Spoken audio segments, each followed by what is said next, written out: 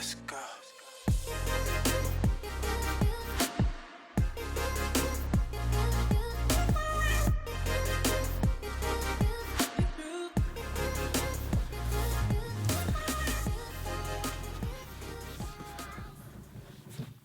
Hello everybody, today we are going to do our inauspicious placements. What does that mean? It means the cards that are more challenging to our querent, and those are the cards that fall behind our main character's back. So if you have a main character laid, especially in a GT, the cards behind their back will be harder to deal with. It doesn't mean that they're horrible cards, it just means that they will need more effort on the querent's part than the cards ahead of them. Think of ahead as easy peasy lemon squeezy, and then behind as weighing them down a little bit. I always say, imagine your drive to work. Some days you'll go and you'll get green lights. Every light will be a green light. And you think, wow, wasn't I lucky today? That's an auspicious placement, journey in an auspicious placement. If you then go on the next day and the lights are on red, there's traffic, whatever you do, whatever detour you take, it seems to take longer. It's not anything majorly bad, but it has taken more effort to get where you're going than it would usually. And that's an inauspicious placement. So let's have a look at some of the cards now. We'll start with the deck here, and we'll lay cards behind her back. So her inauspicious day. Can obviously put him back in the deck and see if he comes up too. So I'll just lay two just for sakes. So we have win-lots. Win-lots is a positive card. Abundance, super shiny happiness. Well, not happiness, but abundance, super mega lots of something. And then we have expectation behind her back too. Now, this can actually mean that she's not happy with her big bum, because abundance at the back can actually show too much bum. But it's also, yes, it's a positive card, but it's abundance of a harder nature. So too much of something that you is not good for you, perhaps. And with expectation in the mix there too, we have too much desire or too much yearning for something. Maybe too much yearning, not enough action. So you see how the cards work? Yes, this is a positive card, but behind her you have to consider it's not negative, but the more challenging sides of that card. Let's have a look at main character 1.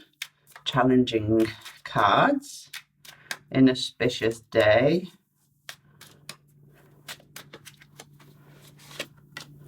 We have military person, court official. I'm only pulling 2 just for the sake of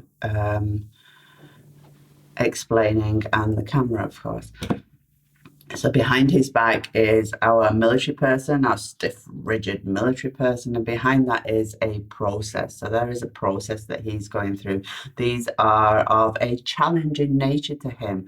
If it was in front, we would see a different interpretation of them. He would manage them, but behind him, they are weighing him down. So that's the difference between the auspicious and the inauspicious placements. I'll do a quick with my deck. So our main character 1, inauspicious day today.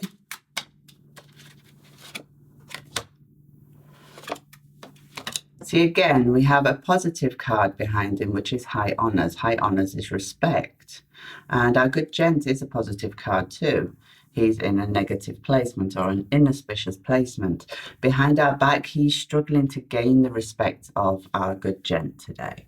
So again, it's nothing, maybe usually gets a good pat on the back for what he does at work, but today he will struggle to get that. So a bit more difficult for him to gain the recognition that he needs from good gent. Let's do one for me. See what my inauspicious day is today, please. Laying only 2 cards for sake of example. State of marriage. and sorrow. So I am going to struggle to keep to my commitments today, which sounds like a very usual day. Sorrow is connected to my back with state of marriage. So we have sorrow, which is huge stress in an inauspicious placement, mega stress perhaps, connecting to me. So I am going to be very stressed at my connections today, or I am going to be very stressed at completing what I need to do today.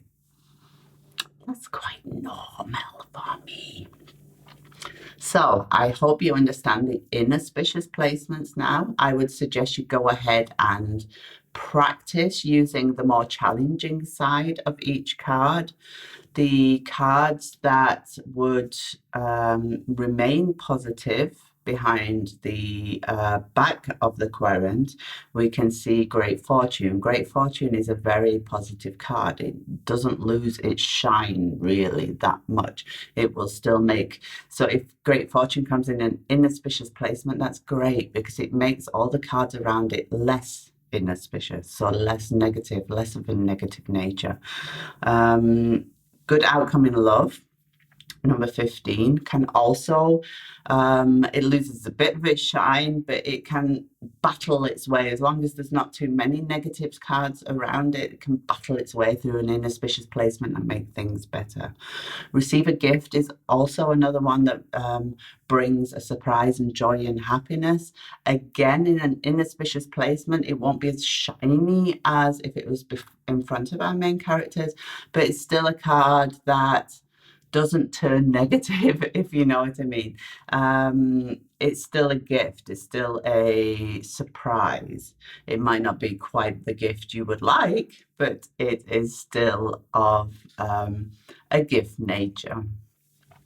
And that was it. Comment your reads. I would love to hear them. Comment also what you are struggling with your Kipper cards.